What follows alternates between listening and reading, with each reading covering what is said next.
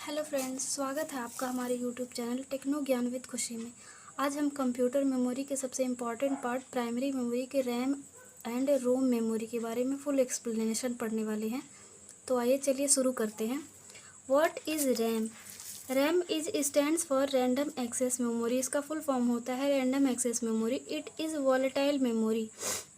इसे volatile memory भी कहा जाता है क्योंकि use to store the data that has been currently process by CPU. RAM का उपयोग वर्तमान में सीपीयू द्वारा प्रोसेस किए जाने वाले डेटा को स्टोर करने के लिए किया जाता है। अगर आप कंप्यूटर पे कोई काम कर रहे हैं, कोई इंस्ट्रक्शन दे रहे हैं या फिर कोई मॉडिफाइड कुछ भी कर रहे हैं, तो वो डेटा तब तक ही उसमें से रैम में सेव रहेगा जब तक कि पावर सप्लाई ऑन रहेगी और वही डेटा उसमें सेव रहेगा। रैम मेमोरी में करंटली जो सीपीयू प्रोसेस कर रहा है, जिस भी वर्क कर रहा है, जिस भी उस पर आपकी एप्लीकेशन हो या फिर कोई भी सॉफ्टवेयर हो जिस पे आप वर्क कर रहे हैं, तो वो डेटा तभी तक सेव रहेगा जब तक कि पावर सप्लाई ऑन हो और सीपीयू उस पर कार्य कर रहा हो। RAM is also known as temporary memory. इसीलिए इसे टेम्प्रेरी मेमोरी भी कहा जाता है और इसे इंटरनल मेमोरी भी, सीपीयू का इसे इंटरनल मेमोरी भी कहा जाता है। It is high speed memory. लेकिन इसकी स्पीड जो होती है वो काफ़ी हाई होती है। ये मेमोरी की सबसे तेज़ मेमोरी होती है, कंप्यूटर की सबसे तेज़ मेमोरी होती है। Data store easily accessible. इसमें डाटा सीपीयू द्वारा सीधे एक्सेस किया जाता है। इसका जो रैम मेमोरी का जो डेटा होता है वो सीपीयू के द्वारा सीधे एक्सेस किया जाता है। RAM can store multiple GB of data. इसका स्टोरेज क्षमता काफ़ी, इसकी साइज काफ़ी बड़ी होती है और स्टोरेज क्षमता भी काफ़ी ज़्यादा होती है। RAM can be altered and modify. RAM की सबसे बड़ी खासियत यही होती है कि आप रैम के डेटा को मॉडिफाई, उसमें कोई भी चेंजेस करना चाहते हैं तो उसके चेंजेस कर सकते हैं और मॉडिफाइड कर सकते हैं, जबकि रोम के डेटा में ऐसा कुछ भी नहीं होता है। उसे आप एक बार सेव कर देंगे तो दोबारा उसमें अल्टर्न नहीं कर सकते हैं। तो रैम का जो डेटा होता है उसमें आप चेंजेस कर सकते हैं क्योंकि इसे सीपीयू के द्वारा सीधे एक्सेस किया जाता है। तो बढ़ते हैं, अब इसके टाइप के बारे में पढ़ते हैं। रैम के दो टाइप होते हैं, एस रैम और डी रैम। एस रैम जो होता है स्टैटिक रैंडम एक्सेस मेमोरी इसे कहा जाता है। It is mostly used as a cache memory for the processor. जो प्रोसेसर होता है, सीपीयू का जो प्रोसेसर होता है वो इसे मोस्टली कैश मेमोरी के रूप में इसे यूज़ करता है। S RAM has lower access time. इसका एस रैम जो होता है स्टैटिक रैंडम एक्सेस मेमोरी जो होती है उसका एक्सेस टाइम बहुत कम होता है, लोअर एक्सेस टाइम होता है। S RAM has required constant power supply. से एस रैम में वर्क करने के लिए जो चिप होती है ये, इसमें वर्क करने के लिए कांस्टेंट पावर सप्लाई होनी चाहिए और मेरी मेमोरी कंज्यूम मोर पावर, यानी कि ये मोर पावर या ज़्यादा पावर क्षमता का यूज़ करता है।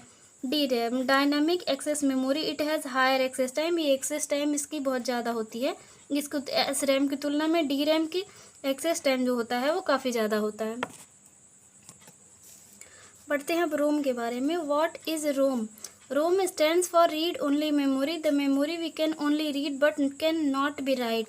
जैसे मैंने आपसे पहले ही कहा था कि रैम में होता है जो डेटा को हम चेंज कर सकते हैं, मॉडिफाइड कर सकते हैं, ठीक उसका उल्टा होता है रोम मेमोरी में। रोम stand for read only memory. इसके नाम से ही पता चलता है कि इसमें जो डेटा सेव होता है वो सिर्फ रीड किया जा सकता है, उसे चेंज नहीं किया जा सकता। Memory we can only read but can not be write. इसे चेंज नहीं किया जा सकता, इसे कुछ भी मॉडिफाइड नहीं किया जा सकता। This type of memory is non volatile. इसीलिए इसे नॉन वॉलेटाइल मेमोरी भी कहा जाता है। The information is store permanent. पर इसका रोम का जो डेटा होता है वो परमानेंट होता है, आप उसको मॉडिफाई नहीं कर सकते। और पावर सप्लाई ऑफ भी हो जाती है तो भी इसमें कोई प्रॉब्लम ऐसा नहीं है कि उसका डेटा इरेज हो जाएगा।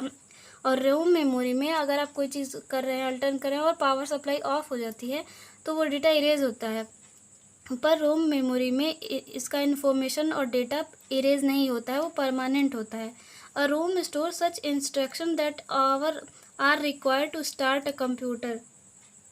रोम मेमोरी में सबसे ज़्यादा कंप्यूटर का जो इंस्ट्रक्शन होता है, जो कंप्यूटर को स्टार्ट करने का, बूट स्ट्रैप करने का इंस्ट्रक्शन होता है वो सेव होता है। जैसे एक हमारे दिमाग की तरह होता है, मस्तिष्क की तरह होता है इंसान के, कि जैसे अगर हम रात को खाना खा के सोते हैं जिस प्रकार से हमारा मस्तिष्क काम करता है कि सुबह उठने के बाद हमें पता होता है कि हमें हाथ कैसे चलाना है, पैर कैसे चलाना है, हमें काम क्या करना है। ठीक जो हमारे शरीर का इंस्ट्रक्शन होता है, जो हमारे चीज़ शरीर को बैलेंस्ड रखने के लिए काम करता है, ठीक उसी प्रकार कंप्यूटर की रोम मेमोरी का काम होता है। वो कंप्यूटर की इंस्ट्रक्शंस को सेव करने का काम करता है, उसकी मेमोरी को सेव करने का काम का, और उसे इंस्ट्रक्शन देने का काम करता है रोम मेमोरी। अब टाइप देख लेते हैं रोम मेमोरी का। Type of ROM memory: P ROM, programmable read only memory that can be modified only once by user. जो पी रोम होता है, इसे किसी भी एक यूज़र के द्वारा सिर्फ एक ही बार मॉडिफाई किया जा सकता है, उसके बाद इसे इरेज या फिर दोबारा मॉडिफाई नहीं किया जा सकता है।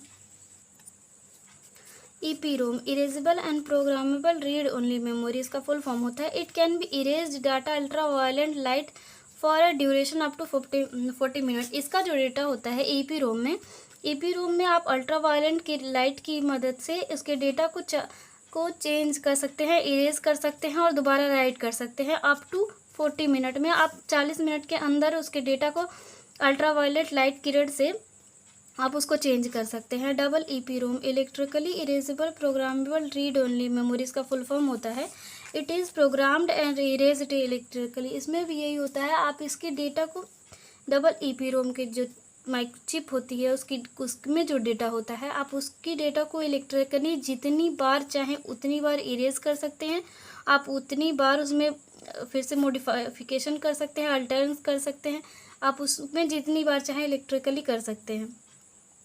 तो फ्रेंड्स, ये थी रैम एंड रोम के बारे में फुल एक्सप्लेनेशन। वीडियो पसंद आई हो तो लाइक शेयर ज़रूर कीजिएगा। धन्यवाद।